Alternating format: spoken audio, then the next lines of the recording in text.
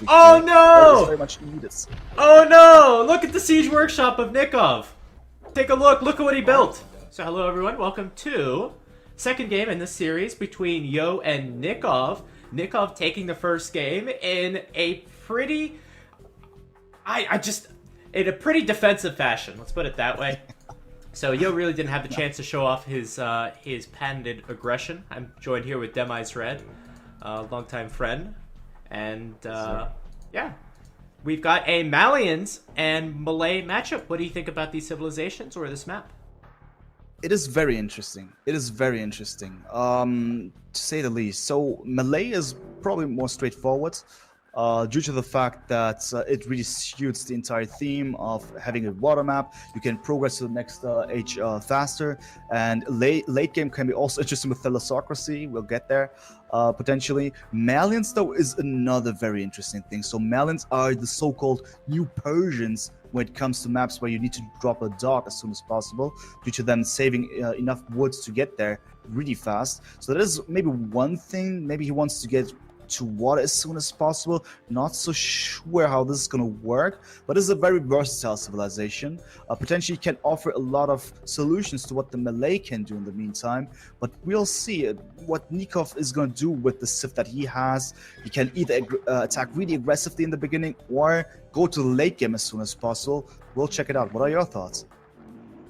I personally am a big fan of the Malay. I think players have been able to maximize their bonuses with the Malay a little bit more so than when the Malay first came out, and certainly this kind of map very much favors a rush because the rush distance is so small. I'm sure players will see that.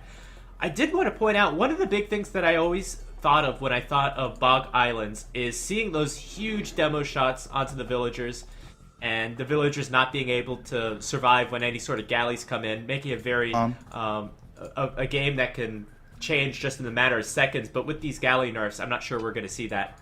And look at this villager from Yo!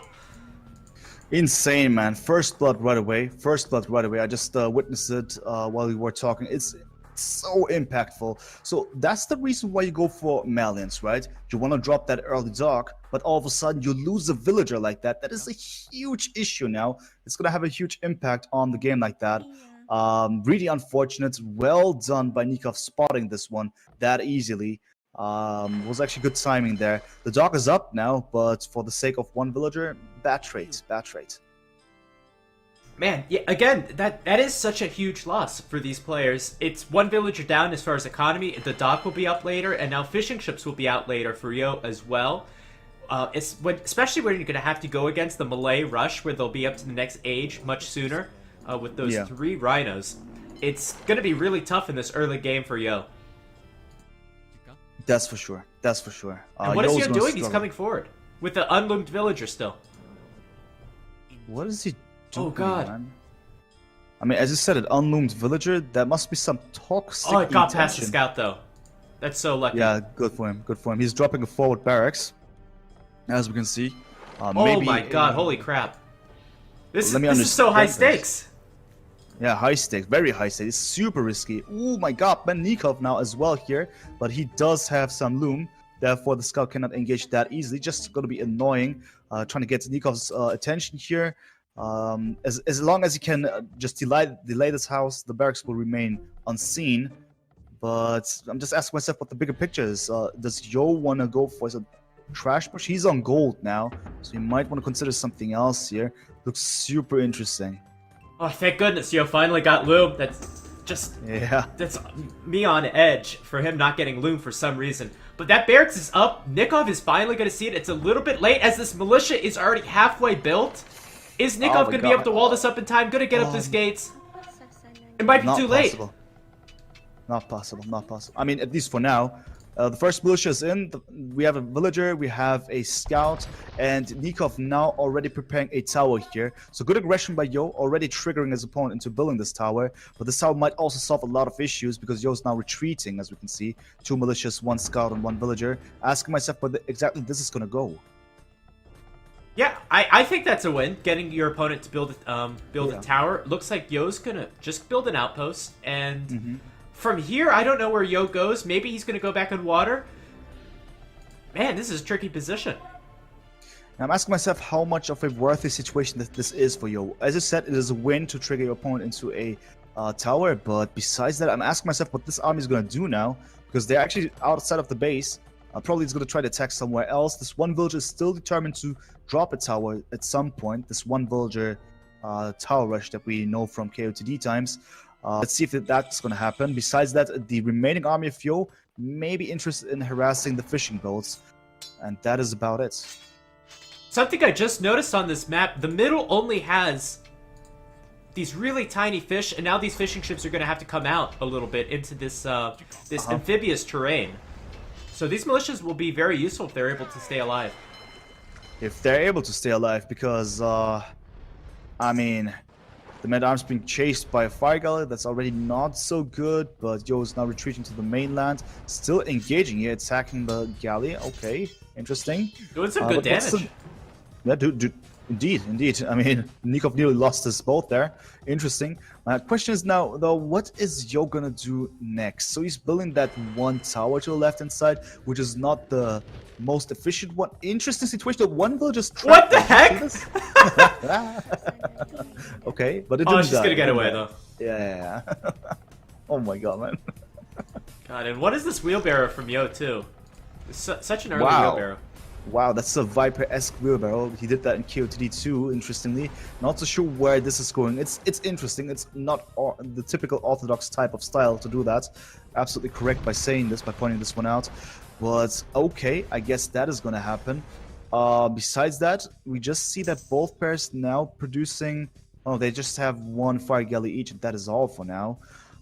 Interesting. Nikov now building a barracks himself. Ask myself where exactly he wants to go with all of this. Also another dock for him. I think Yo had a very poor opening with losing that villager, but I think he's made the most of it. So now he's got a second tower from Nikov up in the north. I think really making those men-at-arms worth it. I saw Yo destroying one of the galleys of Nikov and defending his fishing ships very nicely. Yeah. But then bringing the fire galley back towards the tower, and now he's repairing it up. Yeah. So that is very interesting. As you said, he actually made the best out of the very situation. I guess that is a good thing to say. Look at the eco upgrades. I mean, that's big. I mean, do you mean the eco upgrades of Nikov, the non-existent ones, or do you mean all the ones just look that at the difference. Let me just see, man. That's huge. Damn, man. Yo has quite some gold income, first of all. A lot of gold income.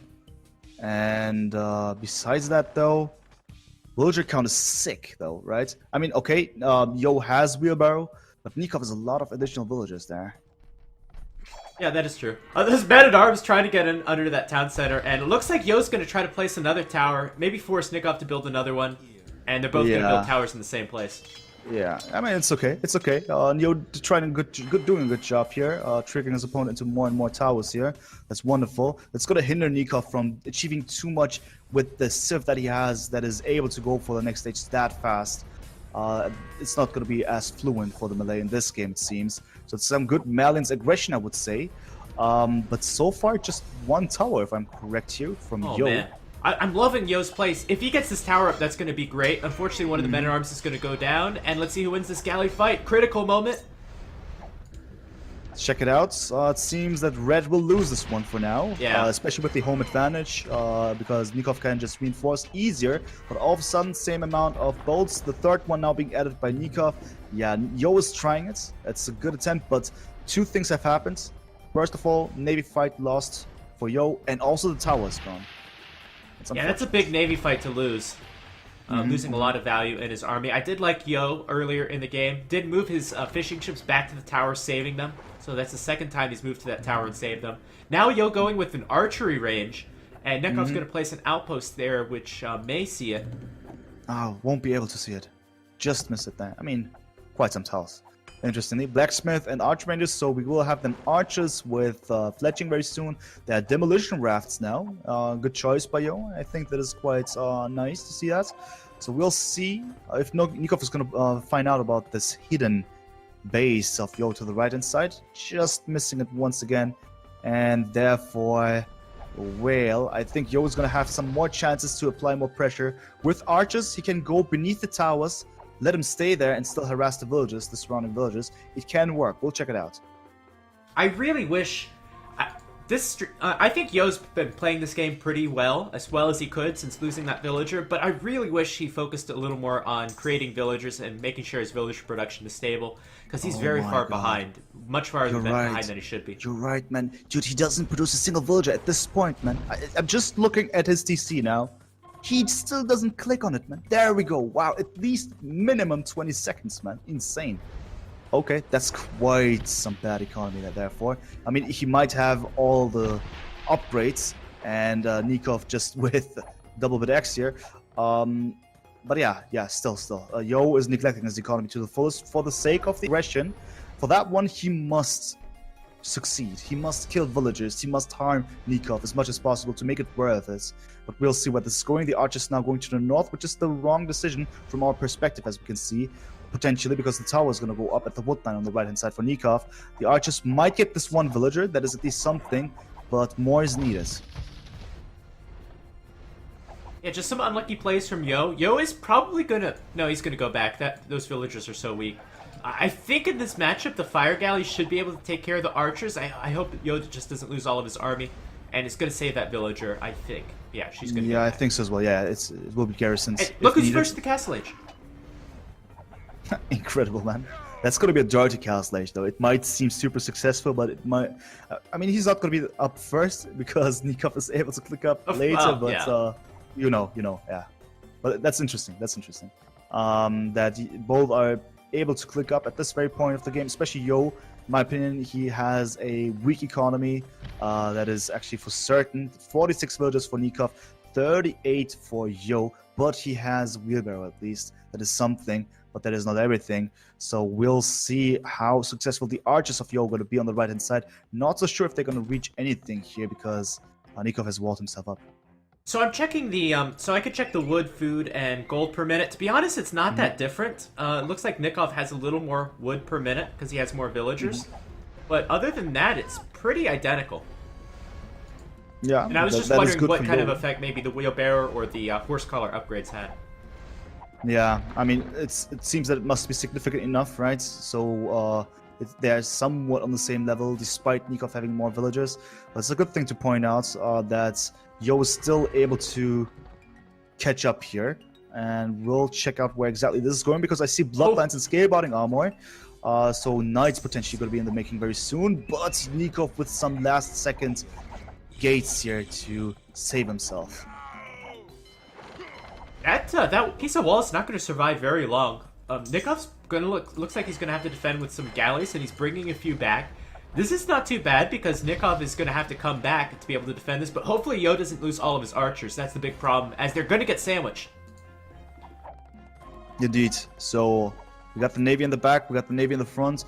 Not so confident in these galleys, but very soon they're going to turn. There we go into war galleys. All of a sudden things change here.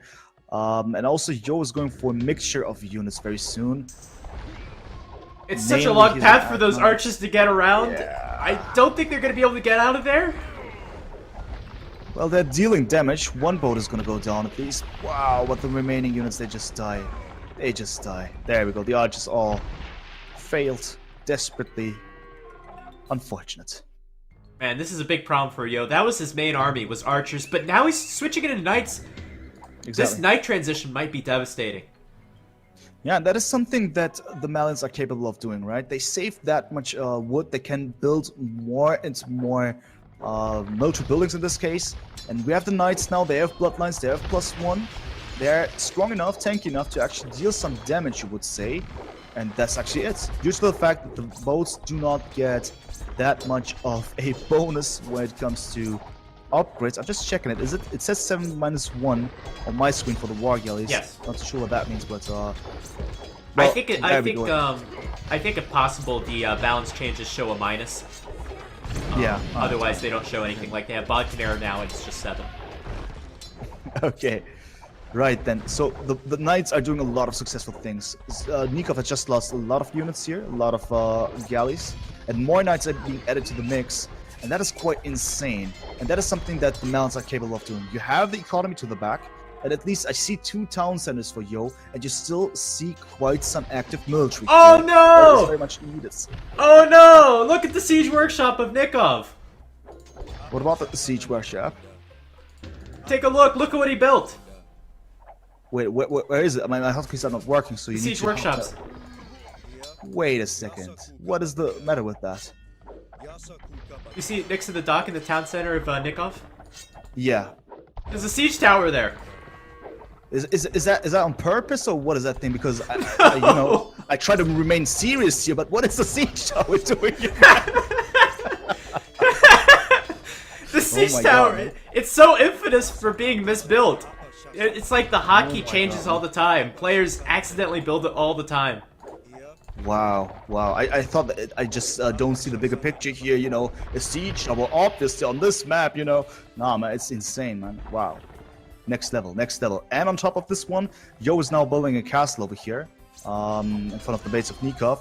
It seems that Yo is finally able to get the game here, to take over some control, build up pressure sufficiently, and also still catch up economy-wise. That is great. I think 2 things. I think this knight transition from Yo was brilliant. A really good choice. They're quite effective against all the galley type units, and obviously Nikov didn't invest anything in towards like pikemen or archers, which would deal with knights. And second, the map control. Just this base on the right, the position is so good that Yo was able to pressure with the archers. Sure, he lost them, but kept Nikov at bay. And then when he went with the knights are able to do damage right away. And I really love that position of Yo. Yo has the map control, and that's so big in Age of Empires 2. Yeah, that is so important.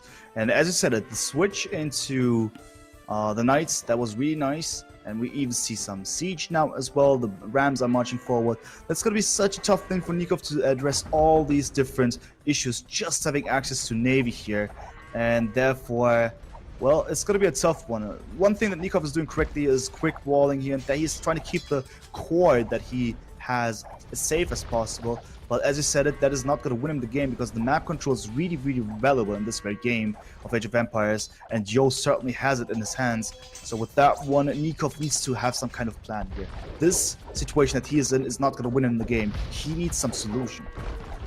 Well, I think that solution is probably going to be maybe a few monks and then also raiding with the galleys. If he can get some good raids, he can even this thing up. I think at this point, Yo has a superior economy with all those eco upgrades and soon to be maybe a villager advantage with an extra town center. Although Nikov's going to build his 3rd right now. So I think raids, especially on this kind of map, on bog islands, can really change around the game. Definitely correct, especially pointing out that Yo isn't walled up at all, right? He has an open map. He is a completely open map, so he needs to rely on the safety of his town centers to garrison at the right time. Not so sure if he's going to be able to do that while being aggressive, but potentially yes. But as you said, Nikov could go for it. Just let me check out one thing. Dude, oh no, he knows about the position of Yo's main TC potentially. He's going for somewhat the right direction. He's just anticipating the wrong thing. He's going to the very south of the map with this navy, by the way. Not so sure if that's on purpose, but he's guessing where Yo is and actually going to completely the wrong direction now. Yeah, actually, Yo expanded his base to the left, which kind of makes that castle a little bit more useful, helps protect that area. You would normally expect Yo to expand to the right, but he didn't. One thing I did want to point out, it's pretty nice for Yo that he's got all these, for Nikov, that he's got all these galleys, and if they ever get any trouble, because of the military of Yo, they could just retreat towards the center, where the land units can't touch them. So I think that water control is still very important on this map, even though the Knights appear to be the strongest unit. True as well. They have their safe spots, so to speak. There's a reason for them to be around here. The question now is if Yo is going to build up a sufficient army number-wise, and he does have a lot of knights for now, 40 knights to be exact.